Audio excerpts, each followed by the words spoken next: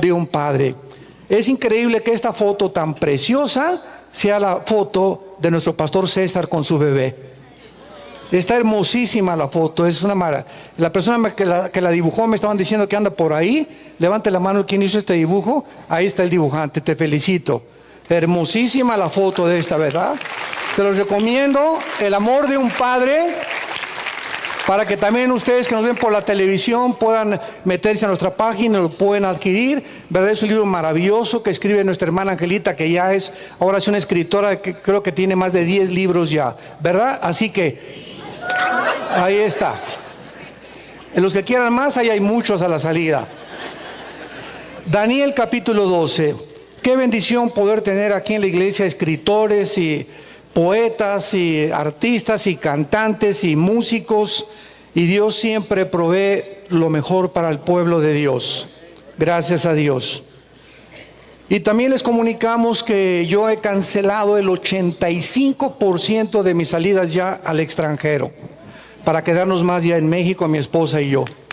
Gracias a Dios. Creemos que necesitamos estar más aquí, ¿verdad? Confirmar más las iglesias. No se imaginan el programa que traemos para el 2017. Seminarios de matrimonios aquí en el norte, en el sur, de profecías, de jóvenes. Vamos a traer, ¿verdad? Todo, a echarle toda la leña a la chimenea que podamos para que arda, ¿verdad? Y para que podamos darnos cuenta que el tiempo se acerca y que tenemos que trabajar cada vez más duro. Dios nos ha bendecido y vamos a seguir creyendo, ¿verdad?, que Él quiere hacer más cosas en medio de su pueblo. Así que les pedimos sus oraciones por nosotros también, para que Dios nos dé la fortaleza, la salud, la iluminación que necesitamos para que las neuronas de nuestro cerebro se mantengan frescas, ¿verdad?, hasta la venida del Hijo de Dios. En Daniel capítulo 12, que ya llegamos a este libro maravilloso, en este último capítulo, vamos a leer el versículo 4 en adelante, y tenemos como título la tribulación. Daniel, dice la Biblia, en el versículo 4, está un ángel enfrente de él y le está dando una orden. Esto es importantísimo en el estudio de la escatología. La palabra escatos logos, para los que no tengan, no conozcan claramente cuál es esta rama de la teología, la escatología significa el estudio o el conocimiento de las cosas del más allá o del futuro.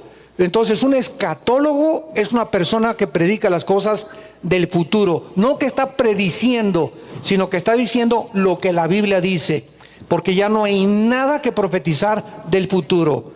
Tengan cuidado cuando, pues el mes que entra salió en el internet que va a caer un meteoro en las Islas Vírgenes y que la península de California se va a desprender en diciembre y que va a haber un terremoto en México. Tengan muchísimo cuidado porque las redes sociales, el internet, los Facebooks están llenos de mentiras para provocar temor en el pueblo de Dios.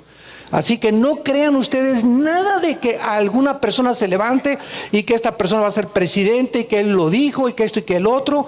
Toda la Biblia es un compendio de 66 libros sellados, como lo vamos a demostrar. ¿Qué es un sello? Es algo que se pone y que no se puede quitar más que por el Espíritu Santo.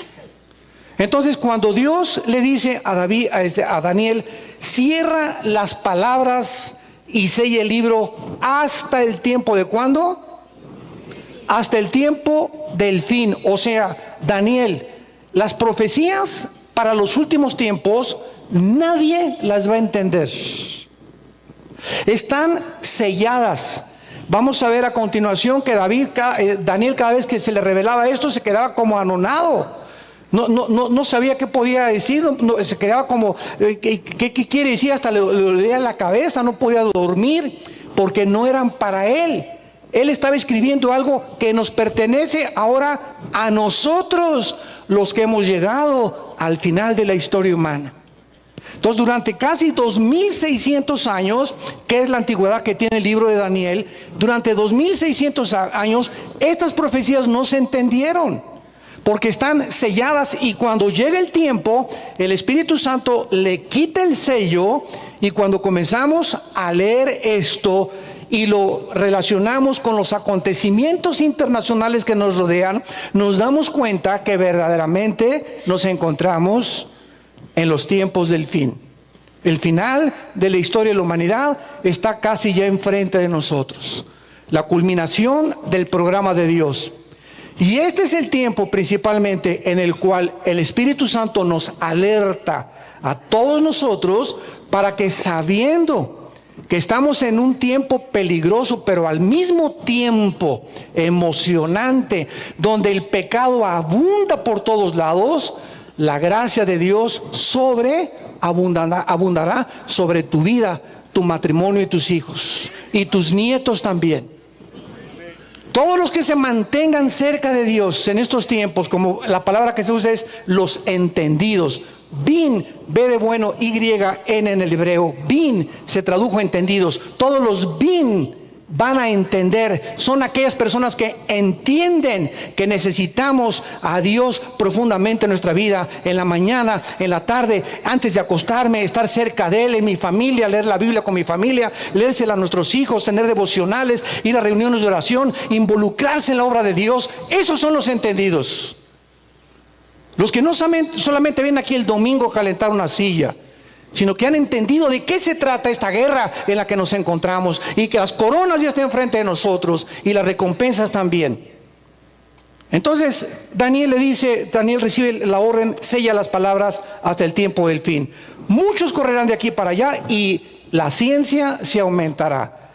Aquí vemos en primer lugar que la primera señal que se da en el libro de Daniel, ya para concluir, Daniel, antes de morir, le dice el Espíritu Santo: el conocimiento, la palabra ciencia, gnosis en el griego, dat en el hebreo, significa conocimiento.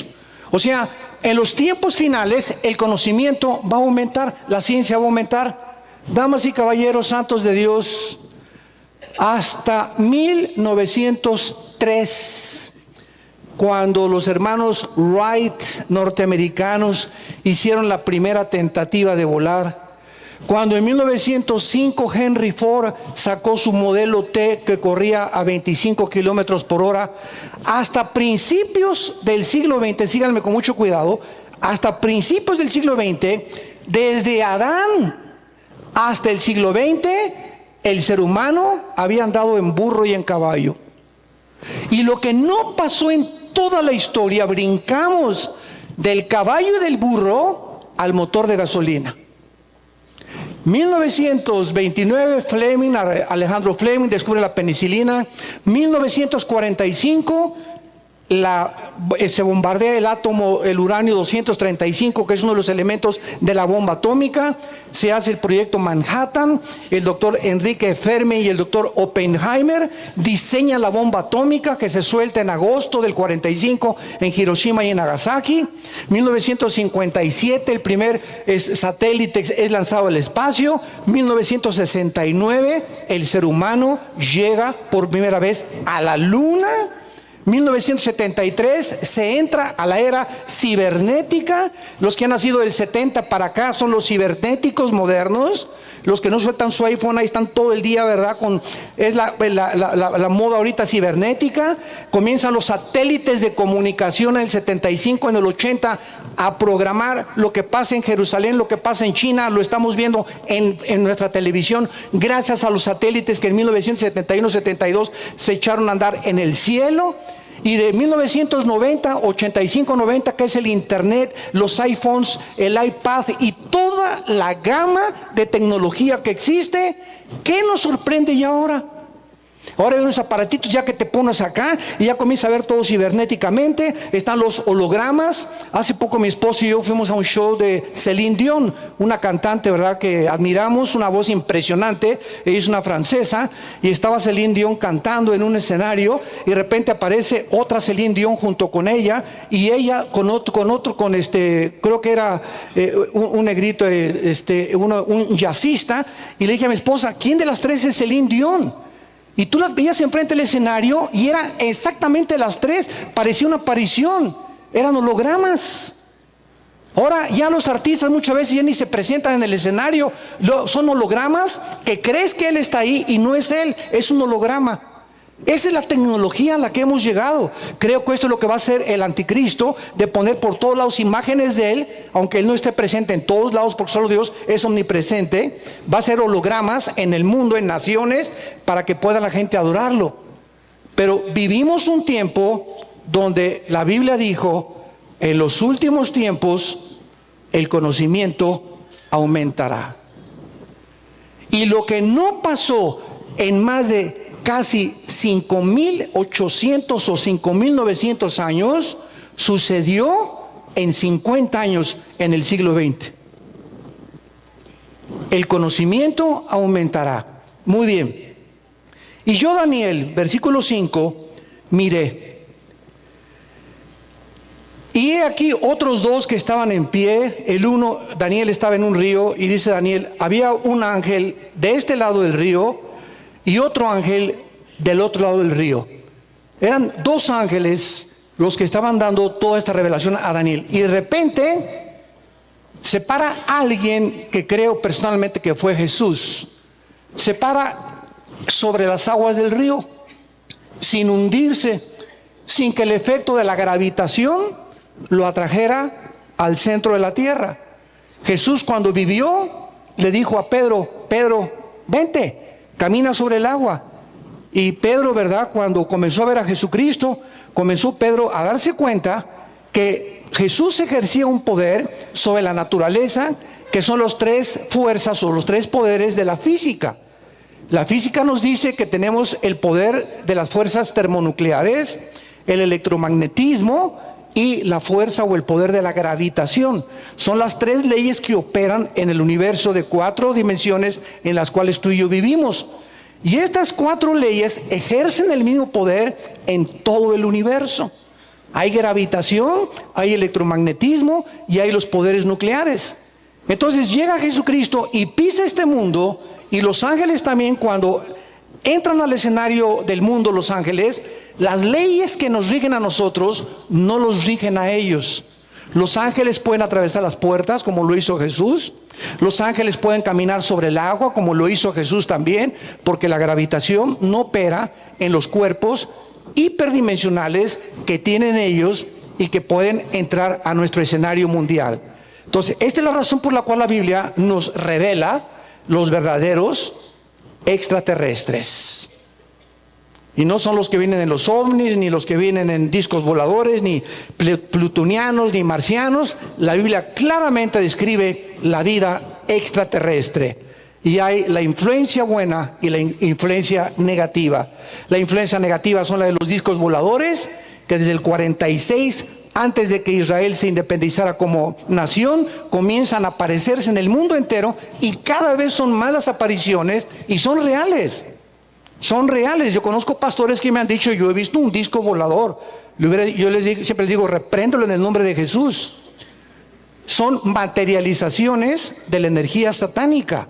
Satanás puede jugar con la energía. Es impresionante cómo Satanás puede hacer que se levante esto de repente, o que prenda la televisión de tu casa, o que doble las ventanas de tu casa, o que te haga aparecer ruidos, que hay cadenas en el techo de tu casa.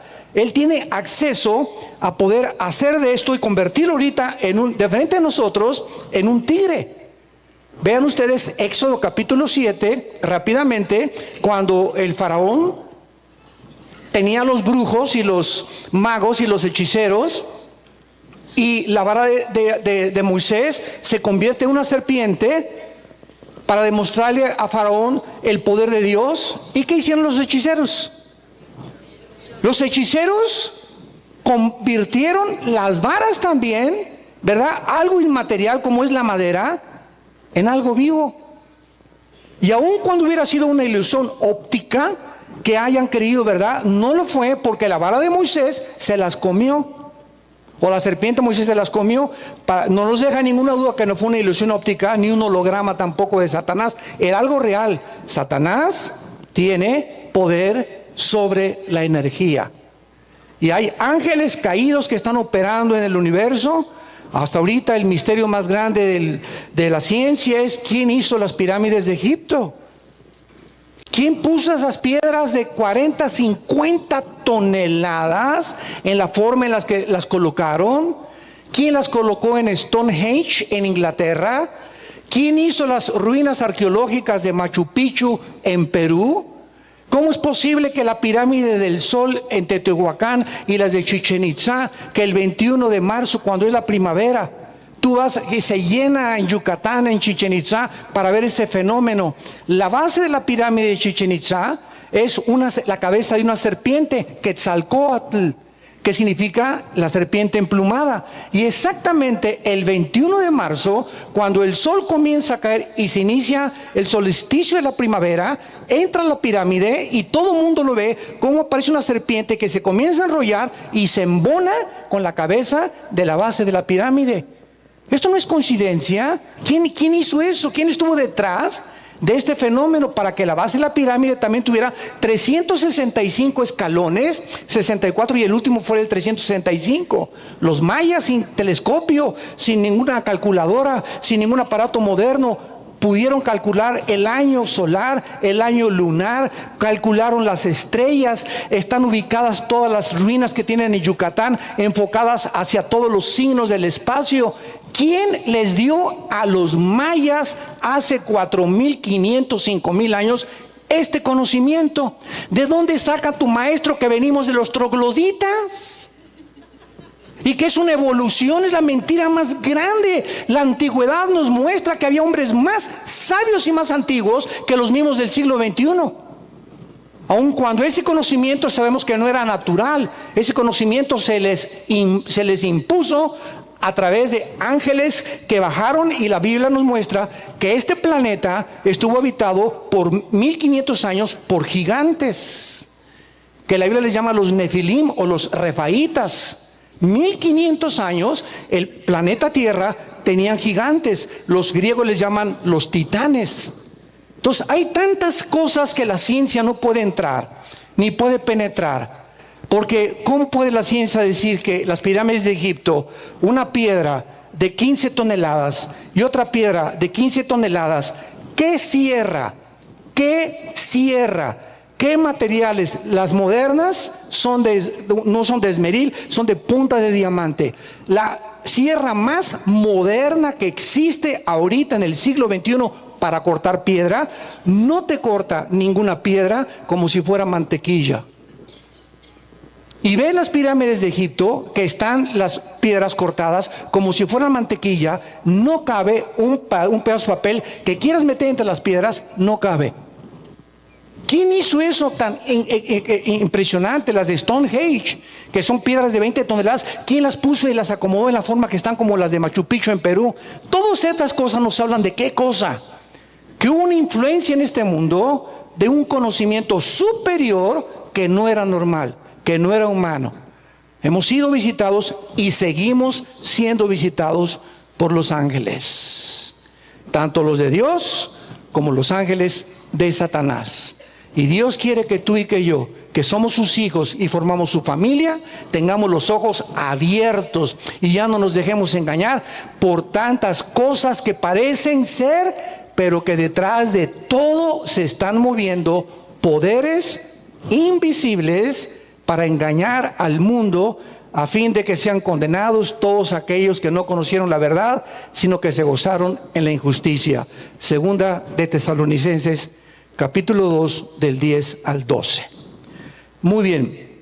Y yo, Daniel, miré, y estaban los ángeles a uno y al lado del otro del río.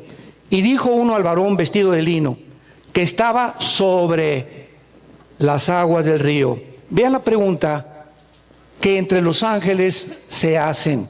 No la hace Daniel, la hacen los ángeles. ¿Cuándo será el fin de estas maravillas? Es la palabra maravilla en el hebreo es Pelé. El astro famoso portugués o brasileño de fútbol, Pelé, ¿se acuerdan? Que está catalogado como uno de los mejores futbolistas del tiempo. La palabra Pelé en el hebreo significa maravilloso. Y le dieron un buen nombre a este futbolista, ¿verdad? porque ha sido, después de Pelé, Messi ahorita es el hombre maravilloso. Le preguntaron a Mourinho, un entrenador: ¿a ti quién te gusta más, Cristiano Ronaldo o Messi? ¿Quién consideras que es el mejor futbolista del mundo? Y contestó este entrenador Mourinho y dijo: bueno, yo creo que Ronaldo sí es el mejor jugador del mundo, pero Pelé es un mago. O sea, es un punto y aparte. No se puede ni siquiera considerar, es algo que de veras rebasa la calidad de cualquier jugador. No es un buen jugador, es algo súper jugador. Las jugadas que hace, nadie las puede hacer más que él. Ronaldo es un buen jugador, Messi es un mago. Entonces, vemos nosotros de qué forma la Biblia nos muestra claramente de que estamos rodeados de maravillas y de cosas que muchas veces no entendemos, pero siempre se encuentran poderes de Dios o poderes del enemigo. Ahora, acompáñenme ustedes a ver 4 versículos en Daniel, capítulo 8, versículos 17 y 19. Venir a la iglesia sin Biblia es como ir a jugar fútbol sin pelota. Los que no traen Biblia, les recomiendo que se sienten junto a un cristiano. Daniel 8, versículo 17. Vino luego cerca de donde yo estaba otro ángel, que ya estudiamos todo esto anteriormente, y me asombré. Y me postré sobre mi rostro. Pero él me dijo: entiende, hijo de hombre, porque la visión es ¿para cuándo? Para el tiempo del fin. Vemos que la mayor parte de las visiones que Dios le revela a Daniel son para los tiempos finales. Es para el tiempo del fin. Versículo 19, el mismo capítulo 8. Y dijo: he aquí yo te enseñaré lo que ha de venir al fin de la ira, porque eso es para el tiempo del fin. Aquí tenemos más información, porque la ira de Dios viene en los 7 años de tribulación sobre la nación de Israel. La iglesia es sacada antes, tal vez 1 año antes, 2 años antes, 5 años antes, y después de 5 años viene la tribulación, no sabemos cuándo, pero la ira de Dios son 7 años, y dice aquí que cuando acabe la ira, o sea, al final de los 7 años de la tribulación, las profecías de Dios se terminarán con lo que Él tiene destinado para la nación de Israel, para que sepamos a quién se está refiriendo las profecías. Capítulo 10 de Daniel, versículo 14. He venido para hacerte saber lo que ha de venir a tu pueblo. ¿De quién está hablando? De Israel. Quiero decirte lo que ha de venir sobre Israel, sobre tu pueblo, en los postreros días. Esta frase, Acharit Yom, en el hebreo, Asharit Yom, es la frase que se usa continuamente para poder determinar o distinguir los tiempos finales del mes que entra o del año que entra. Cuando dice Asharit Yom, significa los finales tiempos, la consumación del programa de Dios, porque la visión es para esos días. Y en el capítulo 12, que ya vimos en el versículo 4, que las palabras eran para el tiempo del fin, dice el versículo 9, capítulo 12, él respondió: anda, Daniel, estas palabras están cerradas y selladas hasta el tiempo del fin. Damas y caballeros santos de Dios, esto es muy importante de entender. La Biblia está sellada y tiene un candado. No hay nada, cero, que agregarle. Ya no hay, esto es importante, ya no hay ninguna revelación nueva. Como una vez me dijo una persona: es que tuve una nueva revelación. Le dije: ponle 2 de Pedro, 2 de Pancho 2:1 y pégaselo a la Biblia. Porque si esta revelación le falta algo que Dios no nos dijo o no le alcanzó a decirnos, como si se hubieran llenado miles de volúmenes, pero Dios en su soberanía determinó lo que era necesario que nosotros supiéramos, Dios no los hubiera dicho. Entonces, ¿qué es lo que se necesita ahora? La revelación está completa, y así termina Apocalipsis 22. El que le agregue o el que le quite algo a lo que está escrito en la Biblia, las plagas de Dios vendrán sobre esa persona. Entonces lo que necesitamos ahora es iluminación. Iluminación. Entonces, cuando vengo a la Biblia y nos encontramos en los tiempos finales, ¿qué necesito para comenzar a entender las cosas de Ezequiel, del Apocalipsis y de Daniel? Ya no revelación, aquí está la revelación. Esto es lo que Dios nos ha corrido el velo. Necesito ahora, Efesios capítulo 1, Pablo oró: Señor, te pido por esta iglesia de Éfeso que les des un espíritu de revelación e iluminación en las cosas que están escritas, para que comprendan la esperanza a la que los has llamado y la herencia de que tenemos los santos y el poder grandioso que operó sobre Jesucristo, resucitándole a los muertos. Efesios capítulo 1 del 12 en adelante. Ahora necesitamos iluminación. ¿Y quién la da? El Espíritu Santo. Entonces tú puedes venir a la Biblia y me puedes decir: yo tengo un doctorado en teología, yo tengo un doctorado en filosofía y letras, oiga, es que yo tengo un doctorado en física, y a mí me dicen el papucho de papuchos de Tlalnepantla, y en mi casa me dicen Juan Camaney. Dime lo que tú quieras. Cuando vienes a la Biblia para entender las cosas profundas de Dios y sobre todas las profecías en las que nos encontramos, necesitamos iluminación del Espíritu Santo. Pero fíjate lo que estoy diciendo: Espíritu Santo. O sea, sean santos, porque yo soy santo, dice el Señor. ¿Y sabes por qué me interesa que seas santo? Para que conozcas mi voluntad y mi plan para tu vida.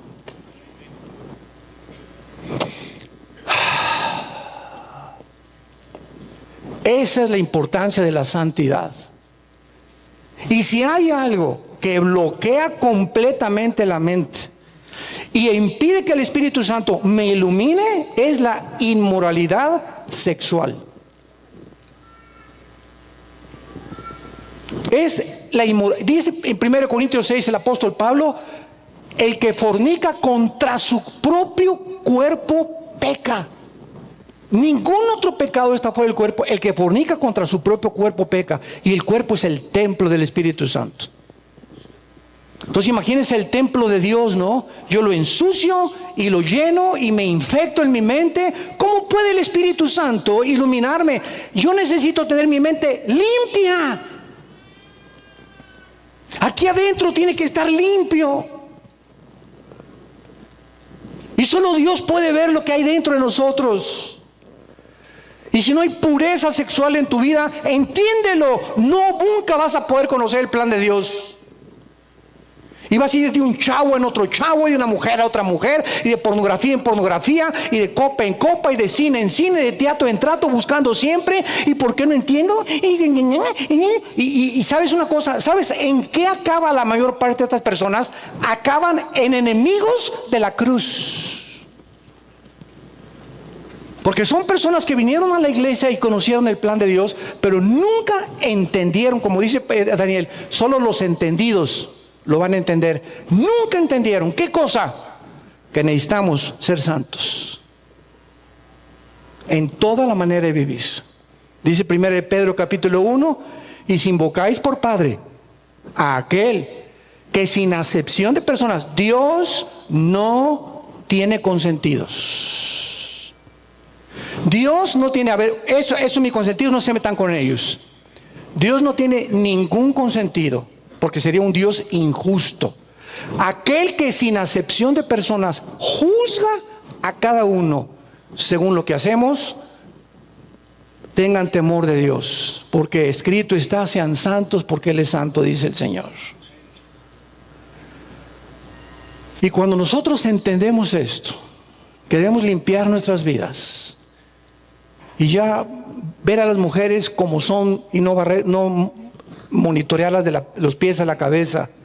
Y si estás casado, entender que es tu esposa santa y tu matrimonio debe ser santo ante los ojos de Dios.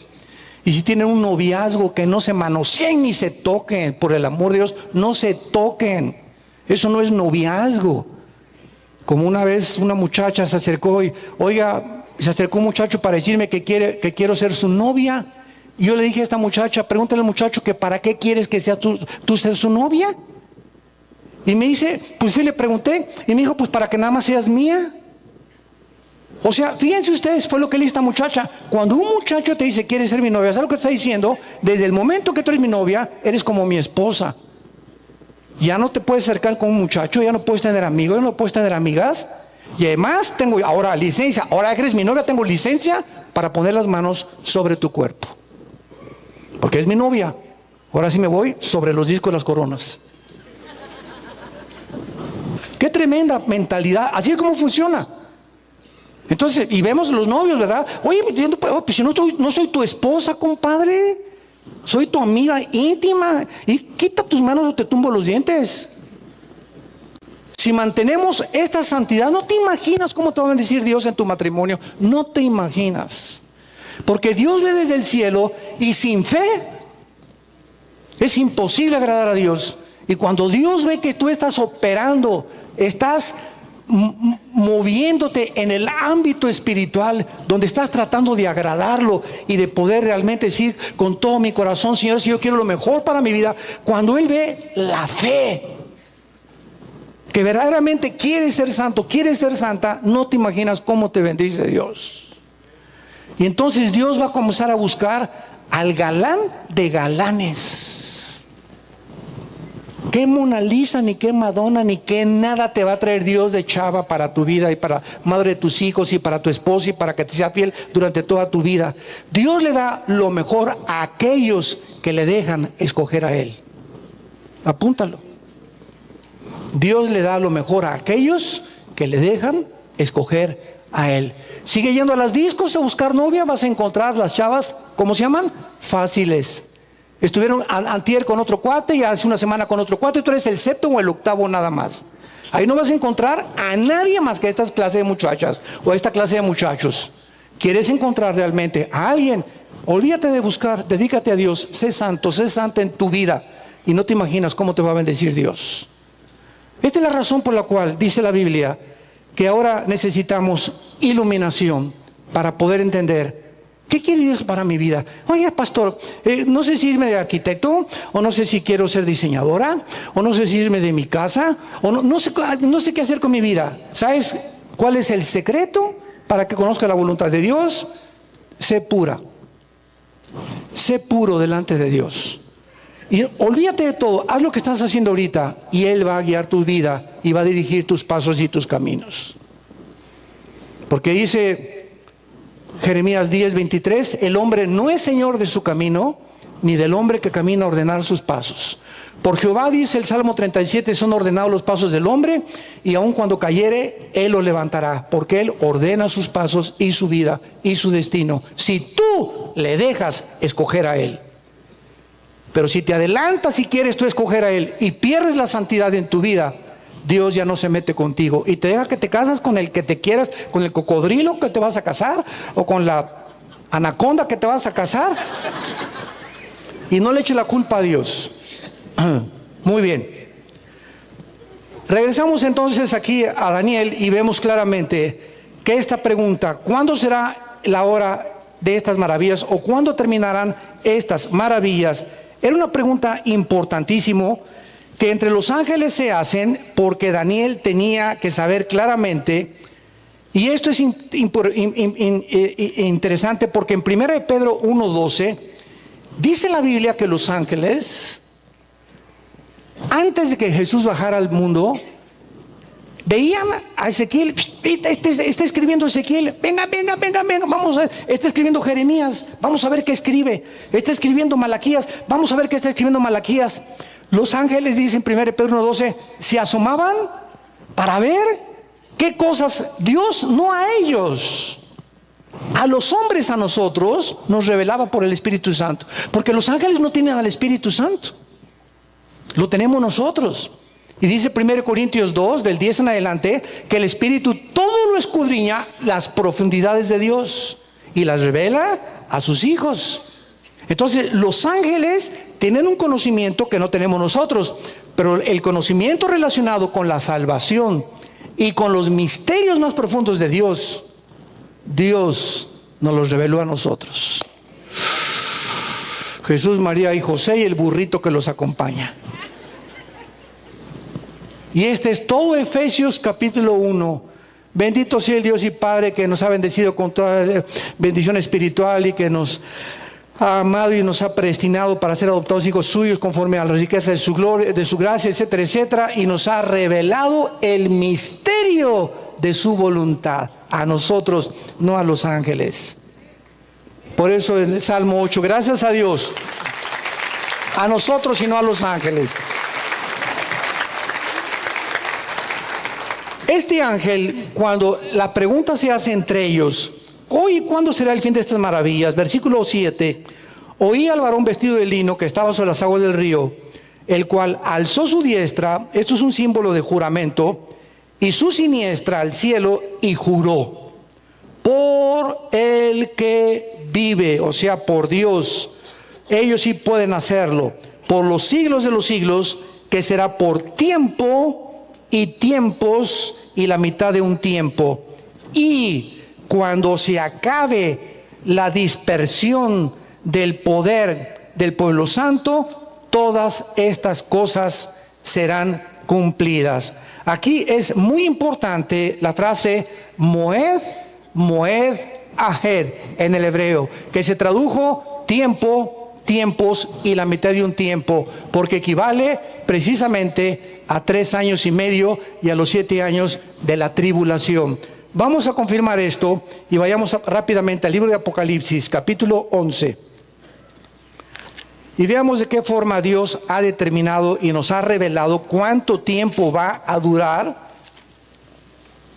el tiempo de la ira contra Israel. Apocalipsis, capítulo 11. Dice el versículo 2 y 3. Pero el patio que está fuera del templo, déjalo aparte, no lo midas, porque ha sido entregado a los gentiles y ellos hollarán la ciudad santa. ¿Cuánto? 42 meses. Y daré a mis testigos, mis 2 testigos, que profeticen por 1260 días. 42 meses son 3 años y medio. 1260 días son 7 años.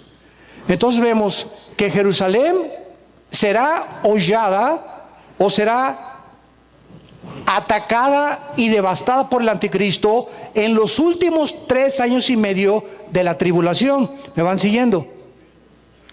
Pero todo el tiempo de la tribulación durará 1260 días.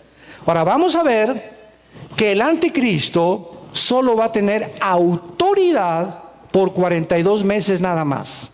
No por los 7 años, sino en el momento, Mateo 24, 10 al 12, cuando la abominación desoladora que mencionó Daniel, les dijo Cristo a los judíos, entre al lugar santo, entonces huyan a los montes. Las mujeres embarazadas piden a Dios, ¿verdad?, que no aborten en el camino, porque habrá una tribulación como nunca en la historia la ha habido. Entonces, estos últimos 3 años y medio se inician cuando el anticristo viola el pacto con los judíos y los árabes y ofrece un cerdo, repitiendo la abominación de Antíoco Epífanes en el año 160, 170 antes de Cristo, que entró a Jerusalén, ¿verdad? Y la familia de los macabeos terminó con él. Lo mismo que hizo Antíoco Epífanes, que era un griego asirio, lo repetirá el anticristo. Ahora veamos otro versículo en Apocalipsis 12, versículo 6. Y la mujer huyó al desierto. Aquí estamos hablando ya de Israel, siendo perseguida por el anticristo. La mujer huyó al desierto, donde tiene lugar preparado por Dios, para que allí la sustenten por 1260 días. La mujer va a huir al desierto cuando el anticristo la comience a perseguir, y en este tiempo de la tribulación habrá judíos que el anticristo no va a matar. Y dice en el Antiguo Testamento que se van a esconder en la ciudad de Petra, que se encuentra en Jordania, que Amán es la capital de Jordania. Petra, muchos de ustedes nos acompañaron a Israel varias veces que hemos ido. El último viaje fuimos a Petra. Agarras el tour, ¿verdad? Bueno, el tour nos lleva y entramos, atravesamos la frontera con Jordania, Y ahí al llegar a Petra nos bajamos del camión, éramos como 300 personas, me acuerdo de la última vez que fuimos allá a Israel. Y entonces no hay carros ni hay nada, es un pasadizo para entrar a Petra. Pues qué te diré, como de aquí donde está esto, aquí serán como unos 5, 6, 7 metros de ancho nada más, empedrado todo, y nada más puedes entrar ahí con caballos o con burros o con asnos, y a veces los árabes tienen carros donde te sientas, pero si te subes en un carrito, cuando vimos que una señora iba brinque, brinque, brinque, brinque, brinque, brinque, brinque, así, y que no chale, hermano, vámonos mejor a pie, porque no acabas con la columna vertebral, ¿verdad? Entonces nos fuimos a pies como 1 kilómetro caminando, pero ves unas rocas hacia alrededor, entonces ese paseo, unos colores de las rocas impresionantes. Nada más en Petra existe esto. Y al llegar a Petra, al acabarse el pasadizo, llegas y se abre entonces todo, y la ciudad de Petra está construida sobre una montaña de piedra, de rocas. Es una de las maravillas consideradas del mundo entero. Impresionante. Ahí recuerdo muy bien, ¿verdad? Que llegando ahí, pues ahí te alquilan camellos y los barbanos, etcétera, etcétera.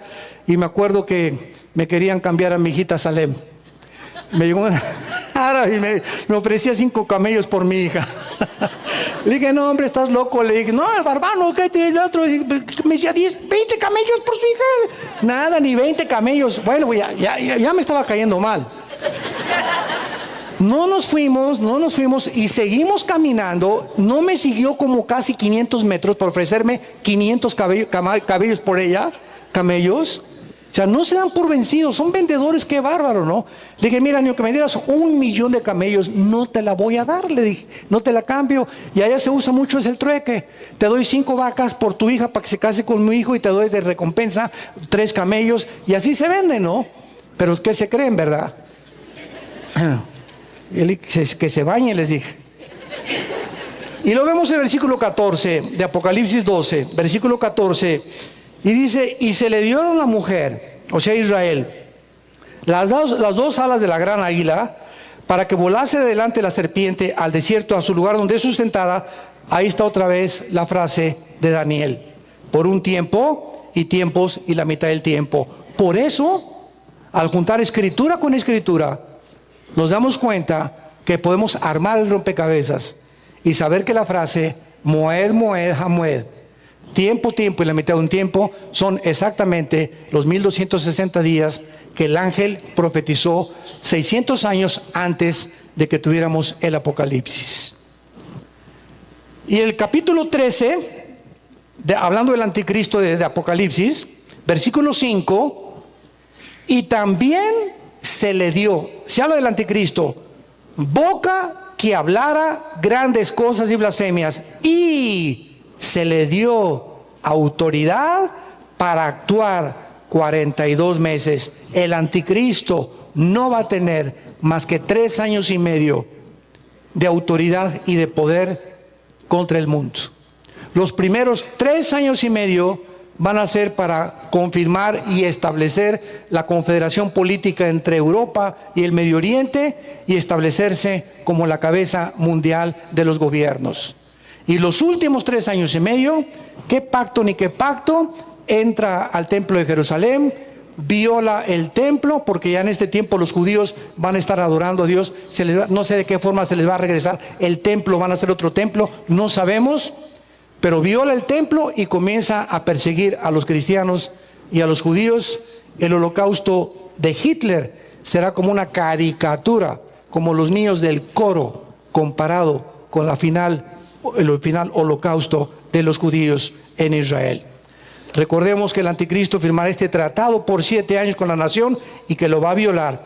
Ahora, regresamos a Daniel 12 y dice el versículo 8 y 9. Y yo oí, mas no entendí. Pues que iba a entender, ¿verdad? Con trabajo lo estamos entendiendo nosotros. Y no entendí. Y dije, Señor mío, ¿cuál será el fin de estas cosas? O sea, repitió la pregunta que los ángeles querían saber. Pero si se le revelaba a los ángeles, Daniel sabría la respuesta. Y la única pista que se les dio fue cuando se acabe la persecución de los judíos, del pueblo santo, nada más. No te voy a dar fechas, no te voy a decir cuándo.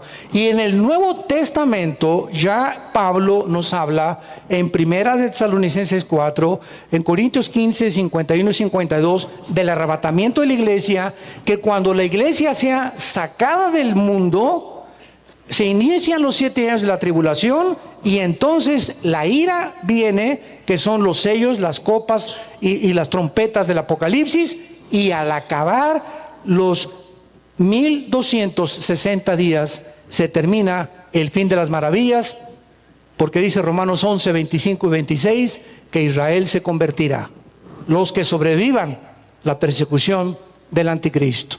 Entonces Daniel no sabía, porque él no entendía la semana 70 de Daniel, que lo vimos en el capítulo 9. No entendí. Versículo 9, y se le vuelve a dar la misma respuesta: anda, Daniel, o sea, tranquilo, pino cocolino, sereno moreno, cálmate. Daniel, en el hebreo es muy importante esta palabra que se usa, anda. Es como que aquí decimos, ¿verdad? Allá en Colombia dicen mucho tranquilo, tranquilo. Yo siempre digo, estoy tranquilo, ¿por qué me dices que estoy tranquilo? Pero se usa mucho así, te dicen, no, tranquilo, todo está, o sea, tú crees que te lo está diciendo porque te ves muy acelerado, pero no, así es como habla la gente. Y en muchos países hay diferentes formas en las que te dicen. Aquí te dicen aplácate o te surto. Ya con un idioma un poco más violento, ¿verdad? Porque somos bien violentos los mexicanos. Entonces, esta palabra anda en el hebreo, ¿verdad? Es, Daniel, no te aceleres. Se podría decir una traducción literal. No te aceleres, o sea, entiéndelo. Estas palabras, ya te lo dije antes, están cerradas, Danielito, y selladas. Por más que trates de entender, no lo vas a entender. Lo van a entender la generación que llegue a los últimos años de la historia de Jesucristo. Muchos, versículo 10, serán limpios y emblanquecidos y purificados. Los impíos, procederán impíamente y ninguno de los impíos entenderá. Pero otra vez, los entendidos comprenderán. No hay más que 2 caminos en la vida: la puerta angosta que conduce a la perdición y la puerta ancha que conduce a la salvación, y la puerta ancha que conduce a la perdición. ¿En qué puerta te encuentras tú caminando? ¿El camino donde va todo el mundo? El teatro, la diversión, y los placeres y el sexo. Ahí te encuentras caminando tú. Y si viene Jesucristo en la noche, ¿dónde te va a encontrar? Entonces, todas aquellas personas que comenzamos a entender y se sienten el Espíritu, hay un Espíritu ahorita en la atmósfera, y lo he corroborado con muchos pastores y donde estamos viajando, que se siente que algo va a pasar en el mundo. Y estoy seguro que muchos de ustedes lo sienten. Pero en lugar de que ese espíritu que se siente de que algo va a suceder, algo va a pasar ya pronto en el mundo,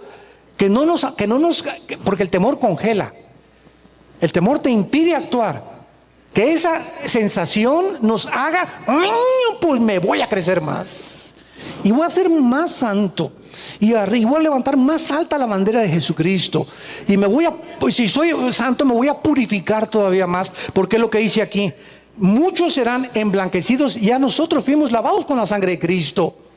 Ahora nos toca a nosotros la purificación, que es la santificación. Límpiense los que llevan los instrumentos de Jehová. No contristéis al Espíritu Santo ni le causen dolor. Sean llenos del Espíritu Santo. Efesios 5:18. Es el Nuevo Testamento. O sea, estamos luchando continuamente por ser cada vez más limpios, más puros, más cerca de Dios. Y tú vas a ser de los entendidos. Y no te imaginas, va a venir una paz sobre tu vida que sobrepasa el entendimiento, y vas a comenzar a leer la Biblia y te van a saltar así las palabras, vas a comenzar a entender cosas que no entendías antes, porque simplemente el Espíritu Santo está obrando y operando. Lo has activado porque has sacado lo podrido de tu corazón. Has sacado la amargura, has sacado el rencor, has sacado la pornografía, has sacado los malos deseos, la lascivia de tu vida. Has comenzado a luchar con todas esas cosas, y mientras más cosas sacamos, más somos llenos del conocimiento y la dirección, la esperanza y la paz de Dios, que es lo que más necesitamos. Estar tranquilos, vivir en paz. Y la gente a nuestro alrededor está buscando por todos lados esa paz que solamente pueden encontrar en las posadas hasta atrás con don Julio Reposado, en las fiestas, ¿verdad? Y se suben a la piñata, a la rueda de la fortuna, y arriba, y viva Zapata, por aquí, por allá, esto y el otro. Y la rueda de la fortuna, acuérdate que tiene que bajar. Y cuando baja, vuelves a tocar piso. Y te vuelves a encontrar como antes de que te subiste. Pues y el alcohol, ¿verdad? Te emborrachas y pues 3, 4 horas y la cruda es 1000 veces peor. O se van, mami, mi señora, que por aquí me voy con otras. Y vas a ver cómo te va a ir en la vida. Vas a tener diversión por 1 hora o 2 horas y echaste a perder la familia, que es el tesoro más grande que Dios nos ha dado. Y termina la revelación diciendo: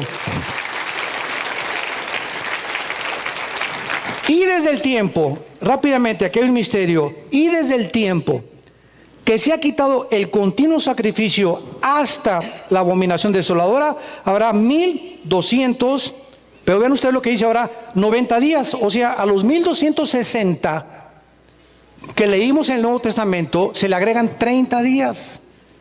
¿Y saben qué esos 30 días qué son? Cuando venga Jesucristo exactamente a los 1260 días y acabe con el anticristo, habrá un mes o habrá 30 días para el juicio de las naciones. Mateo capítulo 25, apartará los cabritos de las ovejas. Nosotros ya no estamos aquí, venimos ya con Cristo como el jurado de Cristo. Son 30 días que se agregan, pero seguimos leyendo. Bienaventurado el que espere y llegue a 1335 días. Ahora se le agregan 45 días a los 1260 días. No sé si vas tomando nota con tu lápiz. Primero eran 1260 días, los 7 años de tribulación. Se agregan 30 días más y después se agregan 45 días más, que dan 1335 días, que son 3 años, 8 meses y 15 días. Yo estoy seguro que los que ahorita en la próxima conferencia estamos viendo una serie que se llama La próxima invasión islámica contra Israel. Y voy a hablar claramente acerca de que en el libro de Ezequiel capítulo 39, para terminar, en el libro de Ezequiel 39, dice la Biblia que cuando venga la guerra de los rusos, la Biblia profetizó hace 2600 años lo que está planeando ahorita Putin. Hace 2600 años la Biblia profetizó que Rusia vendría con Irán y con Turquía, con los países del norte de África, los musulmanes, a atacar a Israel. Y que cuando venga la destrucción de Rusia y su ejército, estarán enterrándolos por 7 años. Por la radiación tan tremenda que va a haber en el Medio Oriente. Creo que estos 45 días, antes de que entremos al milenio, serán usados para acabar de limpiar la tierra de Israel. Y finalmente dice el versículo 13, y tú irás hasta el fin, y reposarás, y te levantarás para recibir tu heredad al fin de los días. ¡Qué promesa más maravillosa! Todos nosotros vamos a llegar al fin de nuestra vida algún día. Muchos que nos escuchan, tal vez hoy fue la última vez que Dios te habló. Tal vez te mueras mañana o la semana que entra. Este pobre equipo de fútbol brasileño, ¿verdad?, que se estrelló allá saliendo de Colombia, donde puros muchachos jóvenes, menores, casi todos de 30 años, se levantaron en la mañana, adiós mi amor, uno acababa de tener su bebé. Nunca supieron que a ese avión se subían por última vez. Nunca lo sabes tú tampoco si hoy cuando sales es tu último día de vida.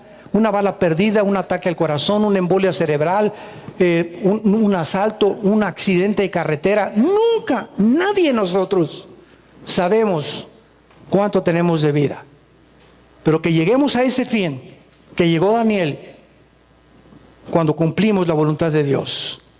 Y dice la Biblia que entonces nos vamos a descansar y nos va Cristo a levantar y nos va a entregar las recompensas. ¿Estás tú listo para encontrarte con tu Dios?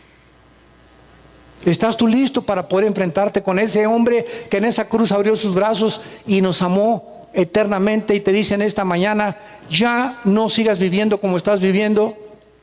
Vuélvete a mí con todo tu corazón, entrégame tu vida, entrégame tu familia. Déjame manifestarte el poder de mi resurrección para que tengas esa paz que has buscado en la vida. ¿No quisieras tú en esta mañana hacer esta oración y entregarle tu vida al Hijo de Dios? Oremos. Oh Dios, bendito sea tu nombre, Señor Jesús. Santo, santo, santo es el Dios de Israel. Bendito sea el Dios y Padre de Jesucristo nuestro Señor, que lo envió a morir en una cruz y abrir sus brazos, y permitió que le pusieran espinas sobre su cabeza y clavos en las manos y en los pies. Los hombres lo convirtieron en un guiñapo humano. Era un monstruo en la cruz Cristo, de lo deteriorado que estaba su cuerpo y su cara, de los golpes, los látigos, las espinas, muriendo y dando su sangre y agonizando en la cruz, amándonos hasta el último suspiro, para que nunca tengas dudas que te ama.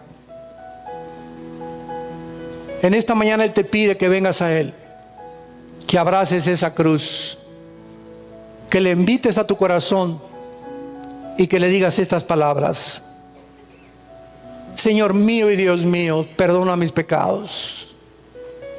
Quiero ser santo, santa en toda mi manera de vivir. Y sé que solo con tu poder y tú dentro de mi vida lo puedo lograr. Creo que en esa cruz pagaste en mi lugar con tu sangre por mis pecados, y que a los 3 días resucitaste de entre los muertos. Y porque creo que vives, te pido en este instante que entres a mi vida como mi Señor y mi Salvador, en el nombre de Jesús. Amén. Amén, amén y amén. Gloria a Dios por su palabra. Gracias a Dios por la palabra de Dios. Bendita palabra de Dios. Todos ustedes en esta mañana, ayer tuvimos cerca de 80 decisiones ayer en el desayuno. Gracias a Dios. Fue una cosecha tremenda de fin de año.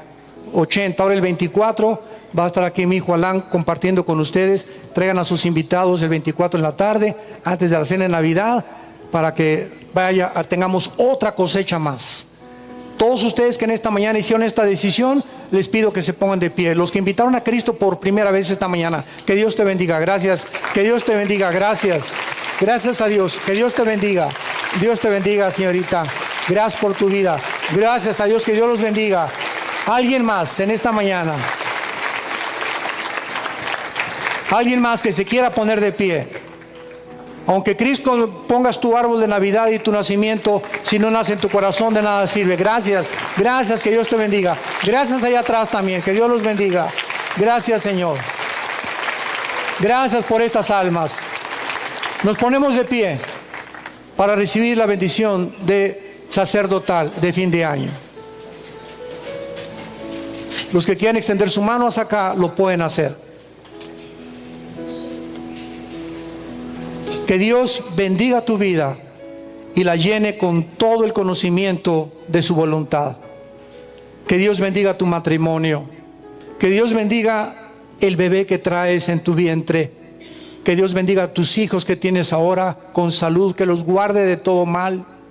Que Dios bendiga tu entrada y tu salida, y que Dios bendiga y prospere todo lo que tu mano ponga.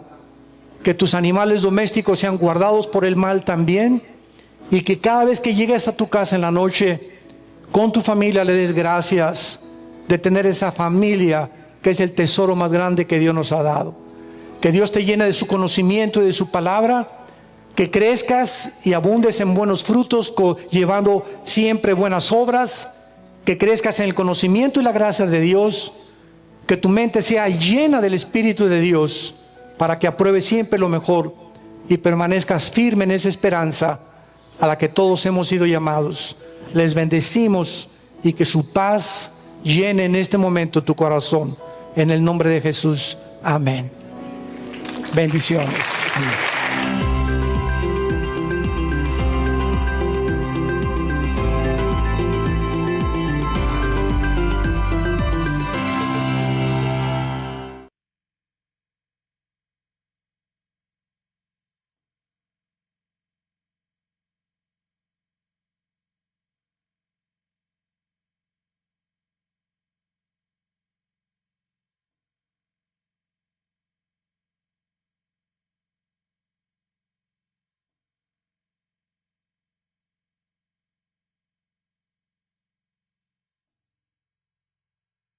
Pude ver que todas las ideologías, filosofías, maneras de pensar de la humanidad, hombres como tú y como yo, eran perspectivas terrenales. Eran puntos de vista, ¿verdad?, en los cuales, en la limitada inteligencia que tenemos, pues hemos tratado de trascender el mundo físico y pensar si hay un mundo espiritual. Yo como ateo, el ateo está guiado por lo que se llama el empirismo. ¿Qué cosa es la filosofía empírica? La que te dice: yo no creo lo que no veo, lo que no oigo, lo que no toco, lo que no huelo, lo que no siento. En otras palabras, si no puedo probar en un laboratorio de ensayo y no puedo demostrar algo científicamente, no lo voy a creer. Sin embargo, comencé a estudiar que la ciencia, aunque no somos enemigos de la ciencia, Dios nos libre, al contrario, la ciencia simplemente demuestra que lo que se descubre mañana, la Biblia lo anticipaba con siglos y siglos y siglos atrás. Nos muestra claramente que la ciencia no puede entrar en el campo de lo invisible ni lo espiritual. La ciencia no nos puede dar un propósito ni significado para vivir. La ciencia no puede trascender aquello, vuelvo a repetir, donde la mente limitada no puede comprender. Entonces, si, como dice la Biblia, si queremos el ser humano comprender a Dios, pues nunca nuestra investigación científica, intelectual, me puedo ir a Chapultepec, me puedo ir a los peyotes con María Sabina, allá a Oaxaca, empeyotarme, viajes astrales, LSD, dietilamida de ácido lisérgico, que fue lo que los Beatles se drogaron cuando hicieron la famosa canción Lucy in the Sky with Diamonds. La hicieron en un viaje de peyote y de LSD. Entonces, cuando nosotros queremos penetrar el mundo fuera de nosotros, estamos buscando brujería. Los brujos, ¿quiénes son? ¿Quiénes son los hechiceros? Personas que quieren, a través de limpias, a través de... hay un conocimiento de que hay espíritus y que la persona con una limpia puede ser limpia de maldiciones, etcétera, etcétera. El hombre nunca por ningún medio inventado por nosotros vamos a conocer a Dios. Imposible. Entonces, era necesario, de acuerdo a la Biblia, que Dios haya sido el que haya bajado a este mundo en la forma humana de su Hijo Jesucristo, para que Jesucristo nos comenzara a transmitir y a enseñar lo que es su Padre. Él dice en Juan 17, el que es de arriba es sobre todos, el que es de la tierra es terrenal y cosas terrenales habla. Entonces Jesucristo baja del cielo, y solo Él, no los marcianos, ni los jupiterianos, ni la cienciología, ni los gurús, ni nadie nos puede decir cómo es el mundo fuera de la muerte, el mundo invisible que trasciende las 4 dimensiones, más que Jesucristo. Entonces Él baja precisamente a mostrarnos quién es el Padre y el mundo espiritual que nos rodea. Si no fuera porque Jesucristo hubiera bajado hace 2000 años y nos hubiera revelado las cosas que están aquí en la Biblia con el Espíritu Santo, estaríamos en pañales. Estaríamos todavía diciendo, cada quien su propia religión. Todas las religiones salvan, todas las religiones llevan a Dios. Tú piensas como tú piensas, tú piensas como tú piensas. Los hinduistas somos hermanos todos. Los hindúes, los maometanos, los musulmán, Corán, Tripitaka, los budistas, todos somos hermanos. Oremos todos juntos porque todos adoramos al mismo Dios. Bueno, esta es la mentira más grande que existe en la Biblia. Porque si es verdad lo que todos estos líderes de religiones han dicho y han postulado, Cristo ha sido el mentiroso, psicópata, neurasténico, paranoico, esquizofrénico más grande que la historia haya conocido.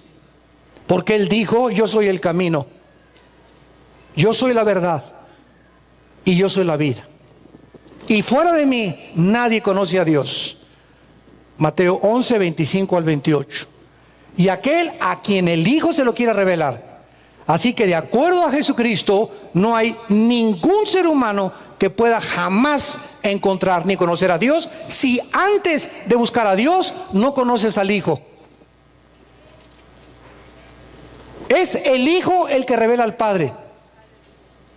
Y cuando conocemos a Jesucristo, comenzamos a conocer a Dios, porque Dios escogió que fuera su Hijo el que lo revelara.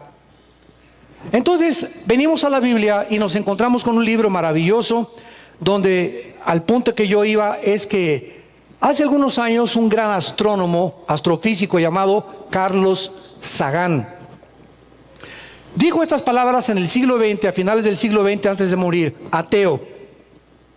Carlos Sagan, el ateo astrofísico del siglo XX, de los más grandes astrofísicos que han habido en el siglo XX, él dijo esto antes de morir: si yo hubiera tenido más evidencias de que Dios existe, yo hubiera creído en Dios.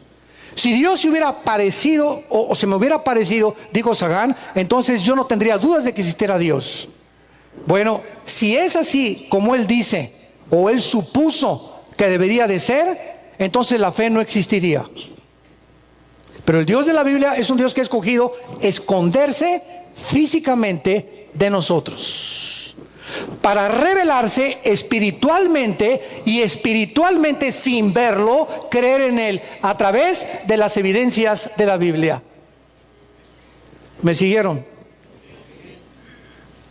Y entonces cuando una persona como Carlos Sagan dice: es que yo necesito evidencias físicas, ver algo, como hay mucha gente, pues si yo veo a un paralítico levantarse de la silla de ruedas y que tuvo 15 años, voy a creer en Dios. ¿No es cierto? No es cierto, no es cierto. La pregunta es: ¿en cuál Dios? Los hindúes tienen millones de dioses. El diablo no es ateo, me ganaba.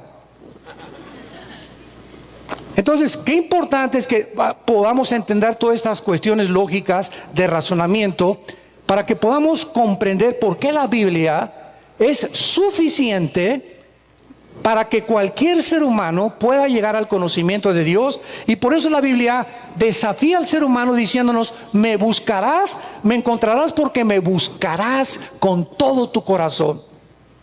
Y cuando mi hermano Alejandro me comenzó a hablar de Jesucristo, yo ya había estudiado el Tripitaka, los libros de los Bhajarivada Sita, el libro del Mormón, el libro del Corán, había leído los suras del Corán, etcétera, etcétera. Me quería ir allá a las Himalayas y ponerme todo pelón allá con los mayas y allá los hindúes allá, con todos los que buscan a través y se rapan, ¿verdad? Los Hare Krishna. Y es la búsqueda del ser humano, y queremos, y sobre todo los jóvenes, queremos ver dónde está la verdad. ¿Qué hay en la vida? Algo a lo cual valga la pena entregarle toda mi vida, mis propósitos, y dedicarme y apasionarme por eso. Y desgraciadamente, cuando los jóvenes no conocen a Cristo, se entregan en una búsqueda que los lleva a mentiras y los lleva a su propia destrucción. Como los Beatles, ¿verdad?, enseñaron en los 60, 70 que las drogas era el camino para conocer a Dios. Y John Lennon, antes de que lo asesinaran en Nueva York, el líder de los Beatles y el que lo fundó, dijo antes de morir: yo soy más grande que Jesucristo. A las 2 semanas lo mataron y no ha resucitado. Cuando entendemos esto, venimos a la Biblia y encontramos que las evidencias científicas, como en los que fueron al desayuno ayer, el mensaje se llamó Jesucristo, hombre y Dios, y al comenzar el mensaje le dije a la gente: a mí me hubiera gustado ponerle al mensaje ayer la encarnación y la genética, Porque ayer demostré científicamente, escucha lo que te voy a decir, no empíricamente. Ayer demostramos en el desayuno genéticamente y científicamente por qué Cristo tenía que nacer de una virgen. Y por qué hasta el siglo XX, desde hace 2000 años que se profetizó que una virgen pariría al Hijo de Dios. Y desde el Génesis 3500 años se profetizó que tenía que nacer de una mujer que no iba a conocer varón. ¿Por qué la Biblia hasta el siglo XX que se descubre la genética y las leyes de la herencia y los principios del ADN, que es la codificación que tenemos en cada una de las células, la información que Dios puso, hasta entonces entendimos? Ahora entiendo por qué José no se pudo meter con María, porque el Hijo de Dios no podía nacer como naciste tú y como yo nací. Y ya lo vimos ayer genéticamente. Les recomiendo la conferencia, ¿verdad?, para que la estudien en su casa.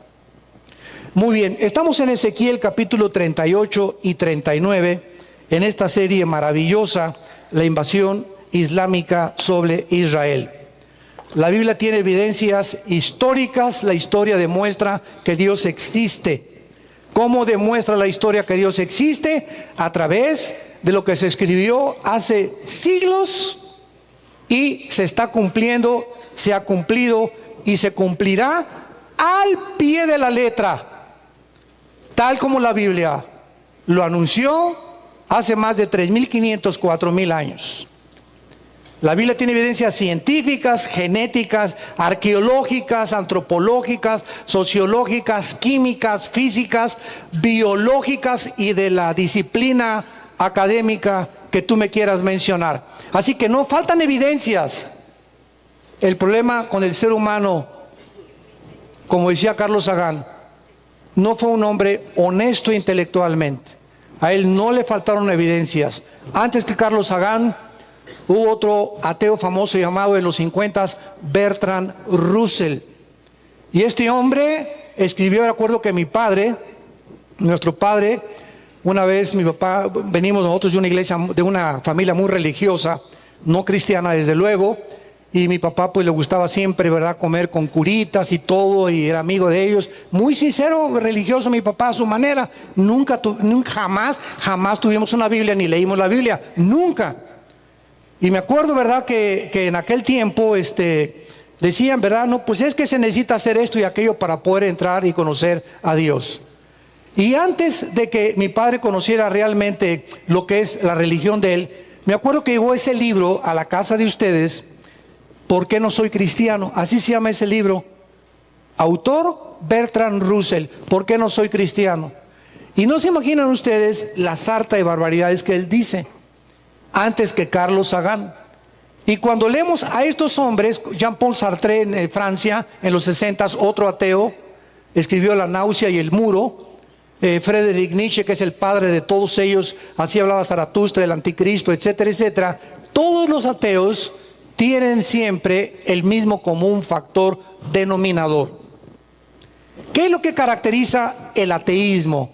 No es cierto, y esto lo hemos comprobado en los debates con ellos, no es cierto que ellos no crean en Dios porque no hay evidencias. El factor común denominador del 85% de los ateos, el otro 15% no son ateos, son agnósticos, que es muy diferente ser agnóstico a ser ateo. El agnóstico es el que no tiene el conocimiento de Dios y te dice, mira, yo no sé si creo en Dios. Es mucho más honesto. Yo no sé, pero me gustaría saber si existe, cómo lo puedo encontrar. Es una posición mucho más honesta.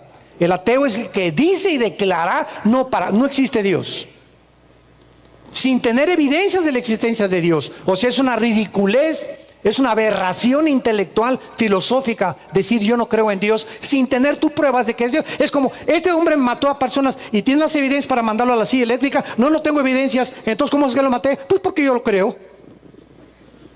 Hace poco en un desayuno una persona me estaba esperando y me dice, yo no creo en Dios. Y le digo, ¿por qué no cree en Dios? Me dice, porque no quiero creer en Dios.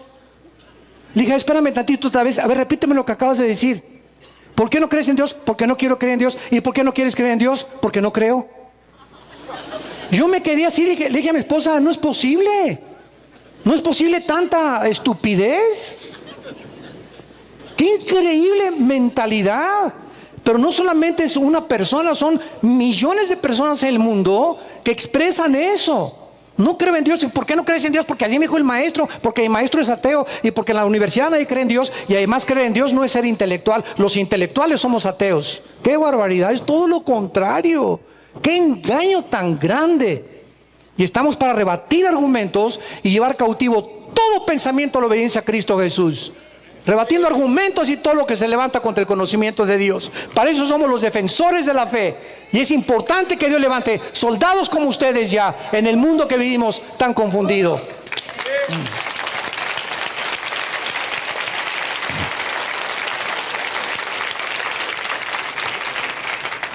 El factor común denominador que caracteriza el ateísmo, no son falta de evidencias, es la inmoralidad.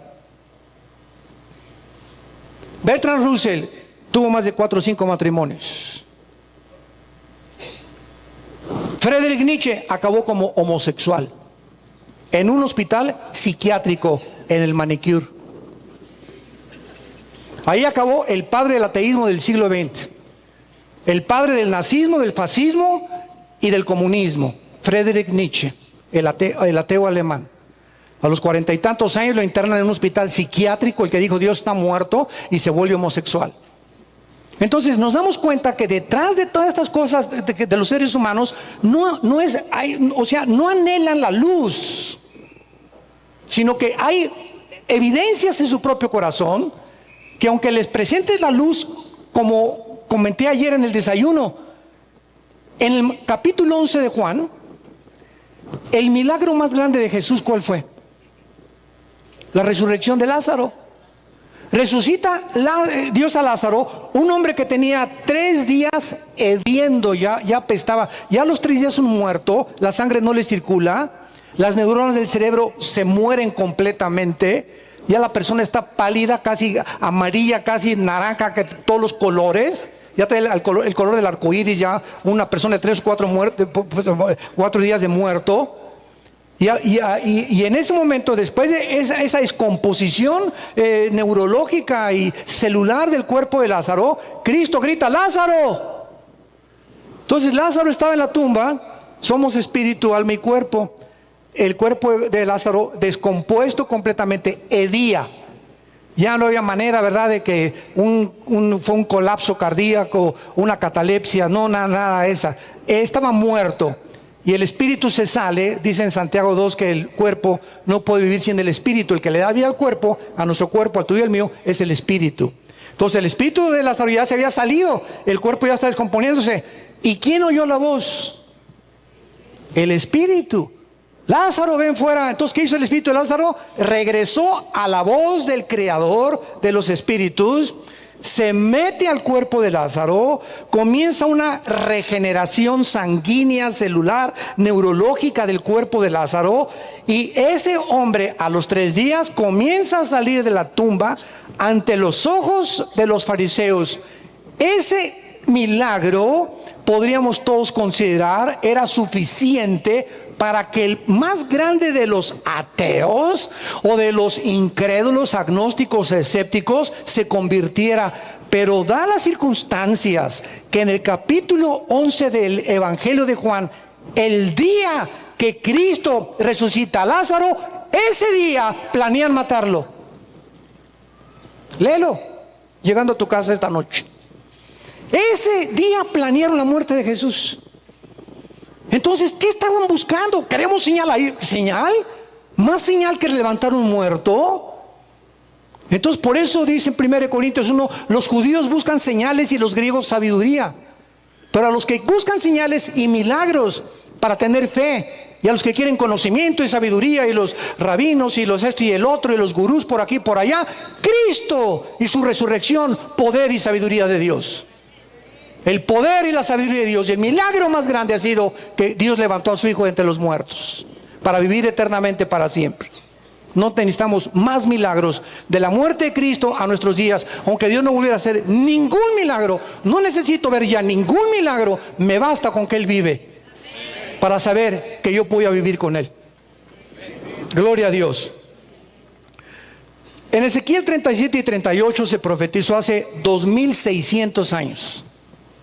Toma nota. Hace 2600 años se escribió el libro de Ezequiel. Aproximadamente durante la cautividad babilónica.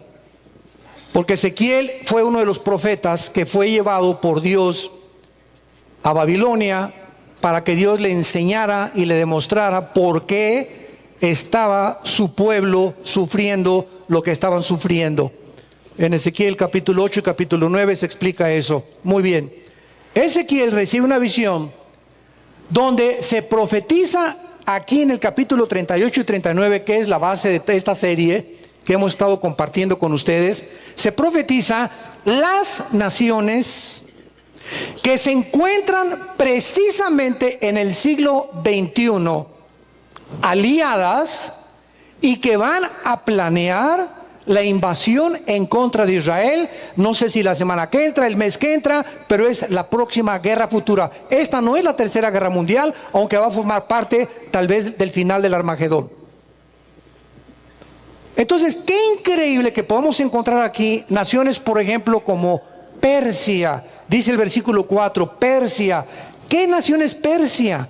Oye, es que si nos trasladamos al siglo XX, entre 1930 y 1950, las naciones que forman ahorita el Medio Oriente fueron asignadas y repartidos sus terrenos y sus fronteras después de la Segunda Guerra Mundial y algunas antes de la Segunda Guerra Mundial. Entonces Persia, hasta 1935, apúntalo, se le cambió el nombre a Irán. La República Islámica de Irán tiene ese nombre desde 1935. Y ese nombre de Persia aparece desde que comenzó los persas, hablan el persí o el persa. Ellos no son musulmanes, aunque muchos son musulmanes y muchos han adaptado, pero ellos son persas. Entonces no son árabes, son persas.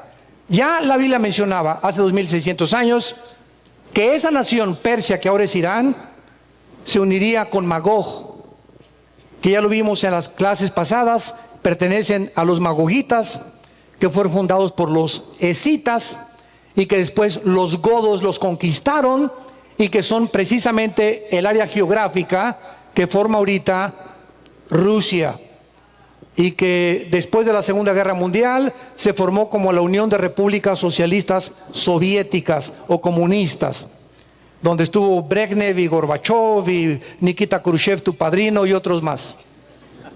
Bueno, dice la Biblia que Cus y Fut van a venir con esta invasión, y esto es un repaso breve.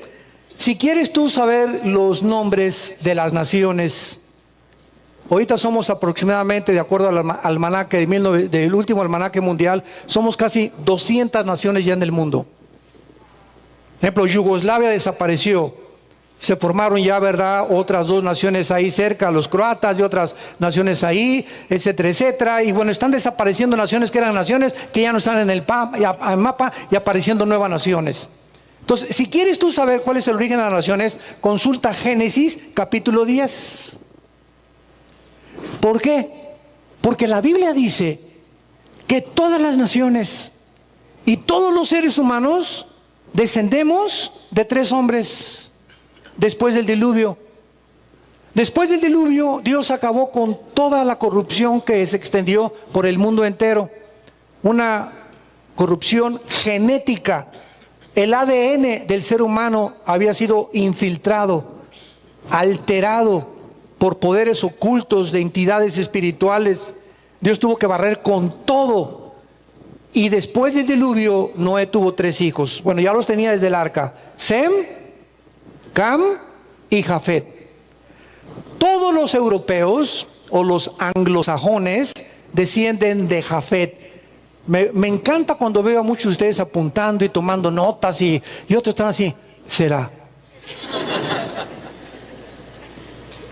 Cómo me encanta ver estudiantes de la Biblia y cristianos, ¿verdad?, que apuntan y toman notas y todo, y siempre tienen esa hambre de tener conocimiento y checar que lo que se dice está siendo verdad.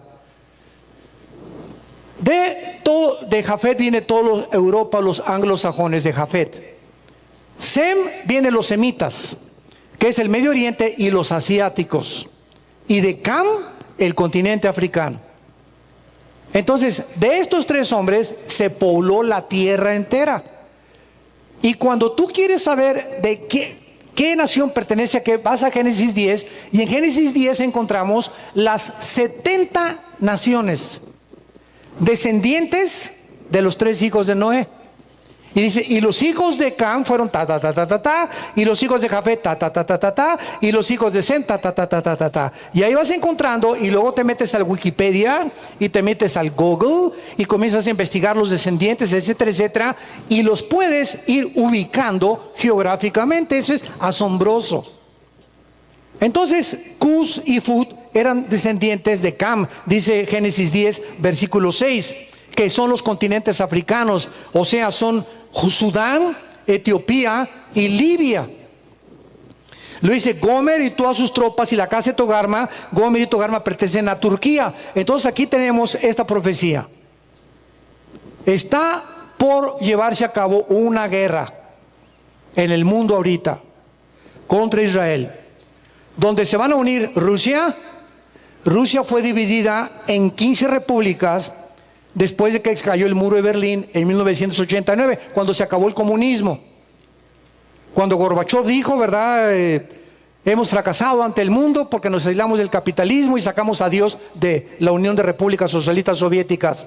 Ahora Putin, el que es actual líder de Rusia, pues ha comenzado otra vez, ¿verdad?, a tratar de levantar de los muertos a la antigua República Socialistas Soviéticas, y por eso atravesó Ucrania y quiere Crimea, y está ahorita en tratos con Siria por la matazón que ahorita le explico lo que pasó en Alepo hace algunos días, que ahorita ocupa todos los encabezados de los noticieros y de los periódicos internacionales.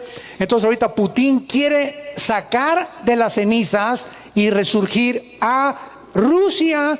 Y al mismo tiempo que Putin está tratando de reconquistar y de las repúblicas en las que se dividió la Unión de Repúblicas Socialistas Soviéticas, volver a unirlas otra vez bajo el liderazgo de él. Al mismo tiempo, los musulmanes, que en 1923 acabaron los ingleses con el Imperio Otomano Turco, los musulmanes quieren volver a resurgir el Imperio Otomano Turco que tuvieron durante casi 480, casi 500 años, y volver a formar en el Medio Oriente un califato.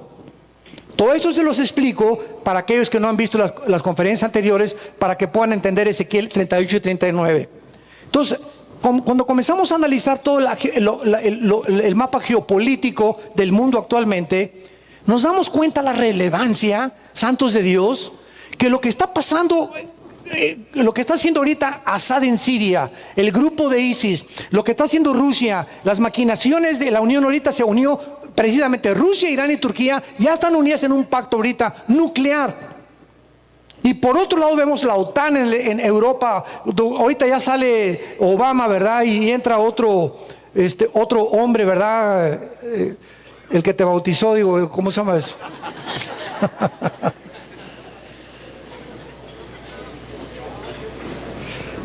Y cuando comencemos a darnos cuenta que todo esto es una burbuja que está a punto, nada más se necesita una aguja para que explote, vamos a descubrir claramente, y la Biblia tenía razón. ¿Y cuál es el propósito que Dios nos los deje aquí? Para que lo divulguemos, para que lo compartamos, para que el mundo sepa que hay esperanza, que hay una luz, y que tenemos un libro en quien confiar, tenemos un mapa que nos guía y nos da esperanza y paz y la seguridad y propósito que nuestras vidas necesitan, nuestras familias, matrimonios y nuestros hijos y nietos y bisnietos. Ya deja el Calimán y las telenovelas. Tenemos una guía, tenemos un mapa. No tenemos por qué estar en luna y confundidos ni atemorizados. Y ya cayó el peso y el petróleo y esto y el otro. Somos hijos e hijas de Dios. Si Dios su vida por nosotros en una cruz, ¿nos dejará y nos abandonará? Nunca. Nunca lo hará. Jamás.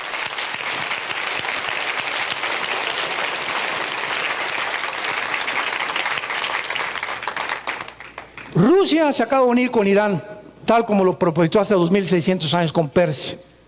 Rusia e Irán están ahorita así de compadres con Turquía y con China detrás.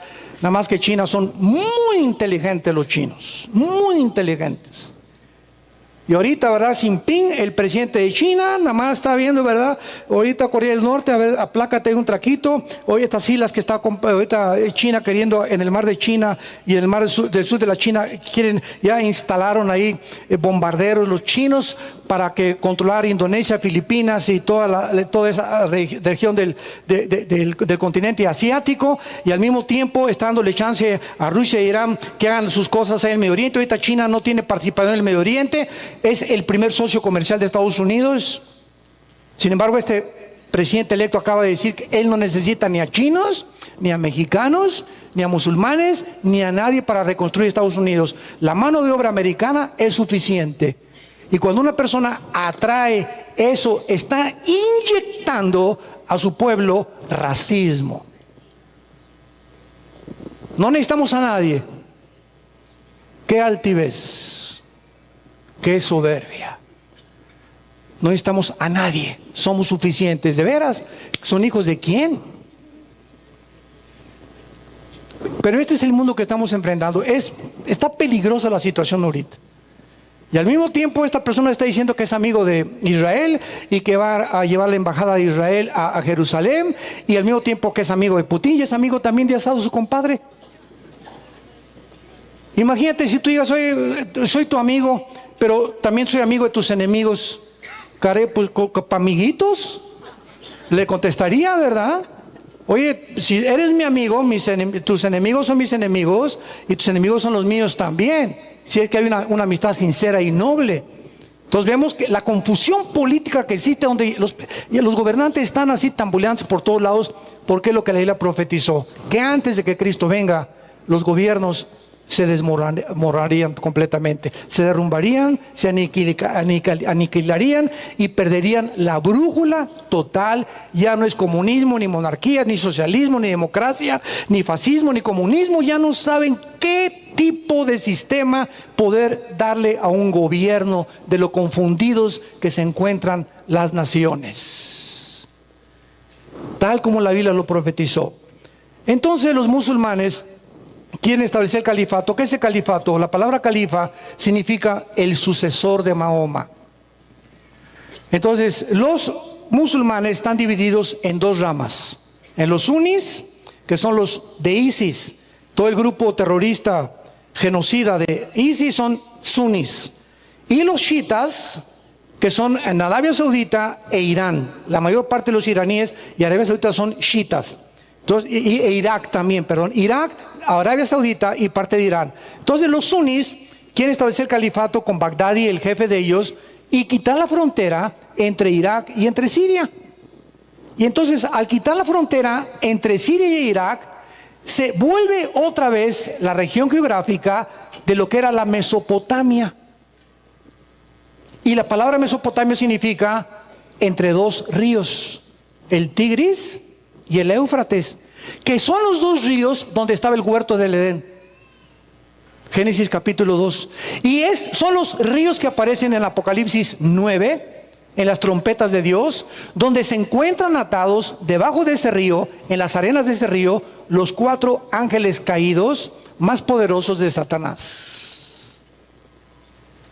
Y es precisamente en esa zona geográfica, damas y caballeros, santos de Dios, que la Biblia nos muestra donde se encuentra la maldad concentrada. Es ahí donde ahorita, en diciembre del 2016, es la olla hirviendo del mundo. Donde ahorita, por ejemplo, hace una semana, como les comentaba, Alepo, en el año 2012, el grupo de los rebeldes que comenzaron la guerra civil antes de ISIS contra el presidente Assad de Siria, Alepo fue una de las ciudades, fue la tercera ciudad que tomaron los rebeldes, no ISIS, los rebeldes que pelean contra Assad y que lo quieren derribar de su gobierno. Pero entonces Assad hace una semana aproximadamente sus tropas del gobierno sirio entran a Alepo, que es la ciudad que está ahorita en todos los medios de comunicación, y comienzan a matar a todos los rebeldes. Pero en las guerras del Medio Oriente ya no hay uniformes. Entonces, todos están de civil. Entonces, ¿cómo sabes quiénes son los rebeldes? Entonces, Asad, a diestra y siniestra, mátenlos a todos, dijo. Y han llegado a Alepo y han hecho una carnicería en Alepo ahorita que no se imaginan. Así, y todos de, yo no soy de los, yo, ¿cómo sé que no eres rebelde? ¿Cómo sé que a lo mejor eres rebelde y te estás ahorita y te huyes y te vas a regresar? Y entonces no los dejan salir y están pidiendo las mujeres y derechos humanos que a las mujeres y los niños les dé chance de evacuar Alepo. Ya son 65,000 niños y mujeres que quieren salir de Alepo y que están bloqueando el ejército de Asad para que no salgan porque quieren matar a todos los hombres primero. No tienen comida, no tienen agua, no tienen ambulancias, no tienen hospitales. Es un infierno en el siglo XXI con la tecnología cibernética, iPad, computadora, viaje a la luna, que vamos a ir a Plutón. Cálmate, Einstein. Cálmate. No podemos ni arreglar aquí abajo nuestros problemas. Estamos a punto de una tercera guerra mundial, a punto de destruirnos sin compasión, sin misericordia por los marginados, por los pobres, por los explotados. Y estamos pensando en invertir miles de millones de dólares en la conquista del espacio. Ahora sí lo digo, pero lo digo de veras, Virgen de la Macarena. Y que me critiquen. Perdón, del Socorro. Yo estoy enojado, muy enojado contra la maldad, contra lo que está pasando en el mundo. Y lloro y le pido a Dios que nos dé fuerzas. Tenemos que llegar al final, hermanos. Tenemos que llegar al final y tenemos que proclamar este mensaje al mundo entero. El mundo se está deshaciendo, derrumbándose ante nuestros ojos. Las cosas que están pasando no es posible que pasen y están sucediendo. Démosle gracias a Dios por la familia que tenemos. Hoy está llegando, te está esperando el chicharrón y el cabrito. Tienes una cama, tienes hijos, tienes una esposa, tienes un trabajo. Y si no lo tienes, lo vas a encontrar. No estás como en Venezuela o en Cuba o en Alepo o en el Medio Oriente. Tenemos todavía un México donde hay mucha esperanza de volver a levantarnos. Démosle gracias a Dios.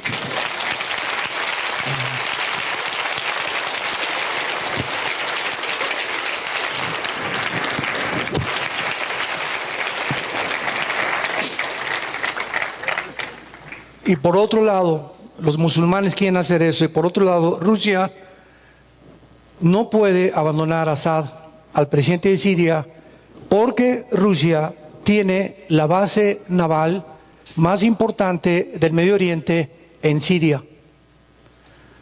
Entonces, si Rusia quiere controlar el Medio Oriente, China ahorita lo está dejando, se unió con Irán para que Irán se encargue de ISIS, con el grupo de Hezbollah de terroristas, junto con los kurdos que están con la frontera con Turquía, y Assad tiene la defensa completa, incondicional y al 100% del presidente Putin. Porque si derrocan a Assad, la base naval que tiene Rusia con acceso al Mediterráneo, la única base naval que tiene acceso al Mediterráneo es de Rusia, en la ciudad, en Crimea y en Ucrania. Entonces Rusia quedaría desamparada, o sea, el mar quedaría completamente en manos de la OTAN y ya no podría Rusia defenderse. Entonces es un punto súper estratégico y Rusia no va a abandonar a Assad por ningún motivo. No va a permitir que lo derroquen. Por eso Alepo la volvieron los soldados de Assad a reconquistarla e hicieron el infierno que están viviendo esas pobres gentes. Ahorita, desde que se inició la guerra civil en Siria, hay más de 6 millones de refugiados huyendo del Medio Oriente hacia Europa y África. saliendo con lo que traen, con los tenis Nike ahí colgando, ¿verdad?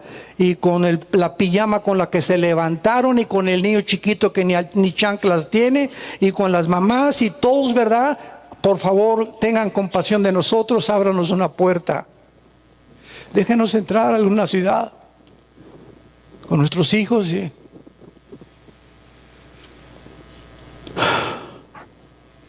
Qué mundo. Bueno, esta es la situación pues que tenemos ahorita geopolítica en el mundo, y tenemos que orar, para que el Señor venga pronto, ¿verdad? Y Él es el único que va a venir a acabar con todo lo que está pasando en el mundo. Entonces vemos aquí claramente que el escenario ya está puesto. Ahora, es importante que para que esta invasión que hace 2000 años, 2600 años se profetizó, era importantísimo que Israel regresara a su tierra. Hace 2600 años Israel no había sido exiliada, estaba en Babilonia y regresó después de 70 años a Israel. Y desde esa época hasta el año 70 después de Cristo, cuando en Mateo 24, 1 y 2, Cristo profetizó: ven este templo tan bonito, ven esta iglesia con mármoles de Italia y con las maravillas que hicieron con el templo ahí en Jerusalén, no quedará piedra sobre piedra, dijo Jesús. Y 70 años después de que Cristo muere, llega el general Tito, romano, hijo de Vespasiano, el emperador romano, y arrasa con Jerusalén. Y desde el año 70, o sea, hace 2000 y feria de años, hasta 1948, Israel regresa a su tierra ante la expectación y la vista de todos los que no creían en la Biblia y que era imposible que los judíos, ¿cómo es posible si ya están en Rusia, están exiliados? ¿A poco tienen ganas de regresar a su tierra si es un desierto? Pues regresaron el 14 de mayo de 1948, tal como la Biblia lo profetizó. Vayamos rápidamente al libro de Amós, ahí después de Ezequiel. Sigue Daniel, bríncate Daniel, no te vayas hasta el Apocalipsis. Oseas, Amós, capítulo 9. Vean esta profecía de hace 2500 años. Amós 9, 14 y 15. Y traeré del cautiverio a mi pueblo Israel, y edificarán las ciudades asoladas, y las habitarán. Número 2. Plantarán viñas y beberán el vino de ellas. Número 3. Harán huertos y comerán el fruto de ellos, pues los plantaré sobre su tierra, y nunca más. Nunca más desde el 48 que los judíos regresaron a su tierra. Y después de 5 guerras infernales, crueles y sanguinarias que han desatado contra ellos, Israel sigue de pie.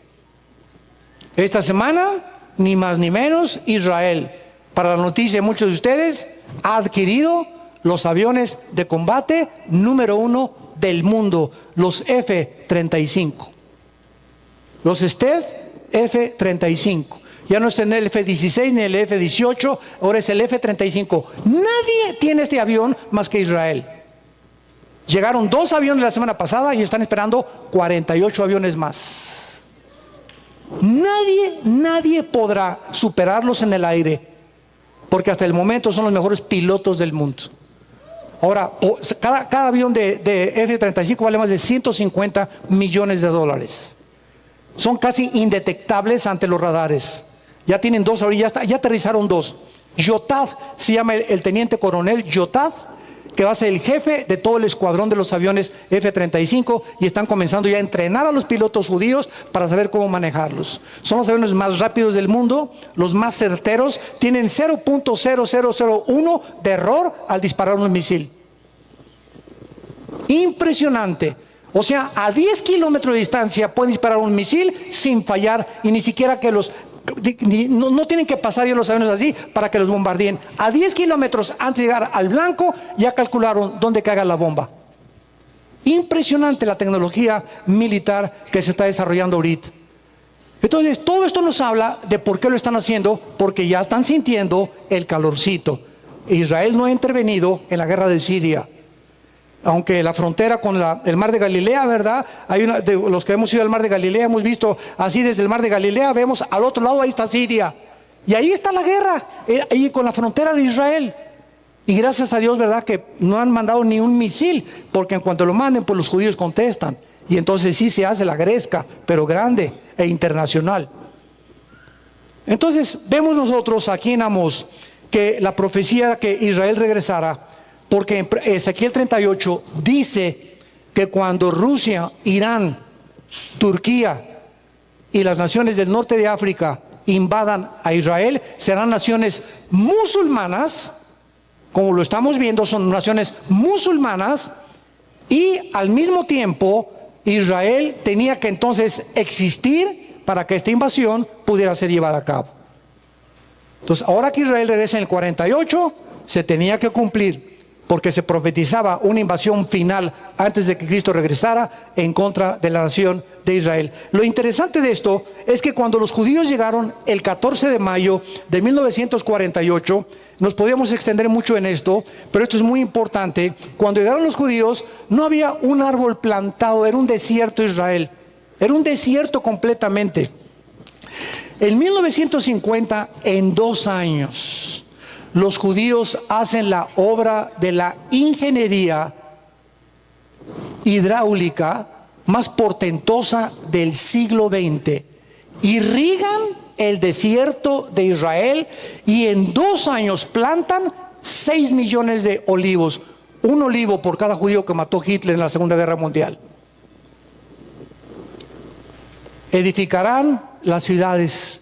Cuando llegaron, no, pues las profecías, ¿cómo van a poder plantar en un desierto árboles? Y tú vas ahorita a Israel y hay más de 65 millones de árboles plantados. Los que hemos ido a Israel y tú vuelas, por ejemplo, de Jordania a Israel, o de Egipto a Israel, o de Irak a Israel, o de Libia a Israel, de las naciones que rodean a Israel, es exactamente cuando vas de San Antonio y cruzas a Monterrey en un avión. ¿Sabes a qué me refiero? Vuelas a Estados Unidos, agárrate el vuelo mañana para San Antonio, para Dallas o para Estados Unidos. Y vas y México, sequecito, todos los arbolitos, ahí secos, amarillitos. Y nomás llega a Estados Unidos, todo verde, verde, verde, verde, verde, verde, las calles limpias. Todo dices, Dios mío santo, pero ¿qué diferencia hay nada más con la frontera de Estados Unidos al cruzar? ¿Qué hace esta diferencia? ¿Por qué? ¿Por qué es tan bendecido? ¿Por qué lo fue? Ya no lo es. ¿Por qué fue tan bendecido Estados Unidos de Norteamérica? Simplemente porque es la nación que fue fundada con este libro. Y que se abandonó y Dios ahora, ¿verdad?, los ha entregado. ¿Quieren a alguien? Pues ahora les voy a dar. Así como el pueblo de Israel le pidió en 1 Samuel 8. ¿Queremos un rey? Les dio a Saúl. ¿Quieren un rey? Les dio a Saúl. Y miren lo que hizo Saúl. Dios permite. No es que sea la voluntad de Dios que muchos presidentes estén a cargo. Dios permite, pero no es porque Él quería que fuera así. Cada pueblo tiene el presidente que merece. Y ahorita lo que pasó en Estados Unidos es el termómetro. Dios, al permitir a esta persona, Él es el termómetro simplemente que nos dice en qué condición espiritual se encuentra esa nación. Es una nación que se encuentra enferma, sin discernimiento espiritual. Dios no podía darles a un santo, ni poder darles tampoco a una persona que pues es la esperanza, ¿verdad? Para que no pongan los ojos tampoco en el hombre.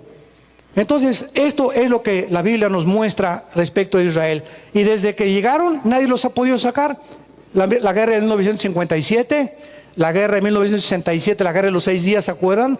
Que es la guerra en la que todos los de West Point, la academia militar en Estados Unidos, están asombrados de cómo es posible que en la guerra de los 6 días de junio del 67 hayan rodeado más de 200 millones de árabes a los judíos, y los judíos no teniendo ni el 1% del armamento que tenían los árabes, ganaron la guerra milagrosamente. Lo he explicado en otras conferencias.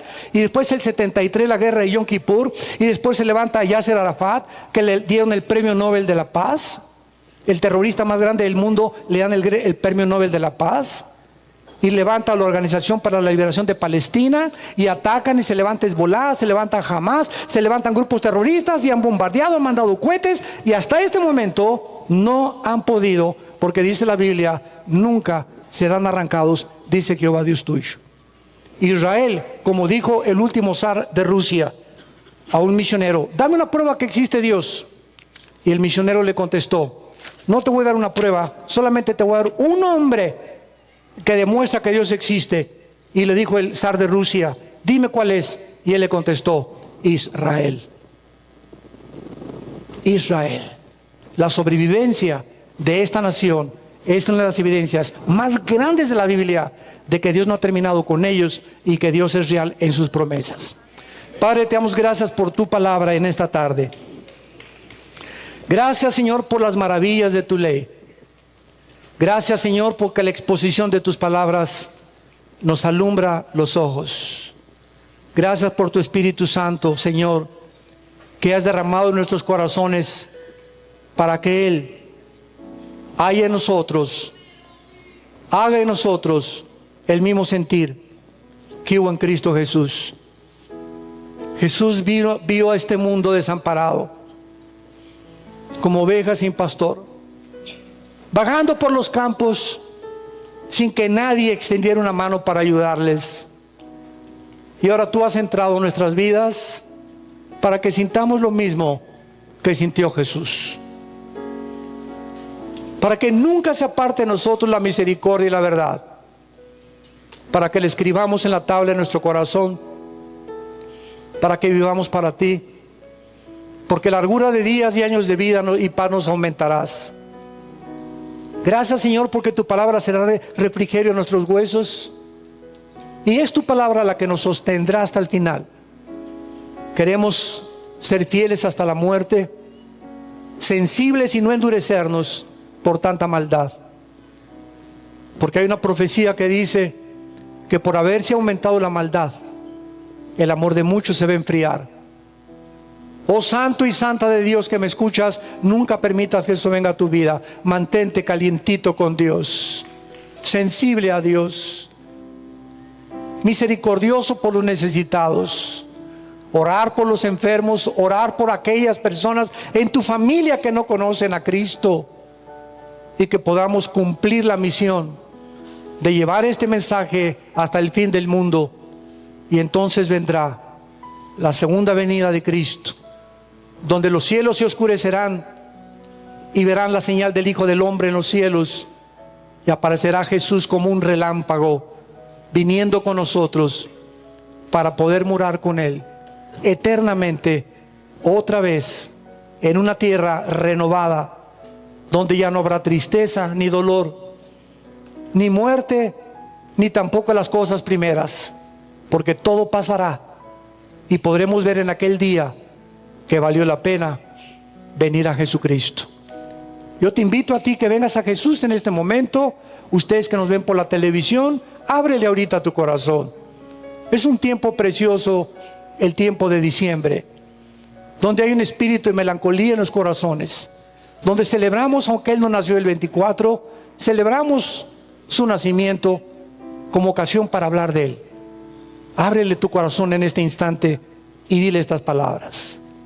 Señor Jesús, pido perdón por mis pecados.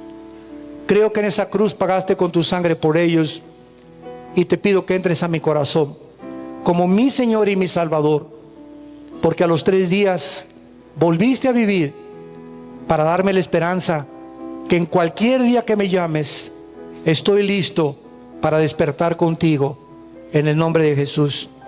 Amén. Amén y amén. Gracias, Señor, por tu palabra.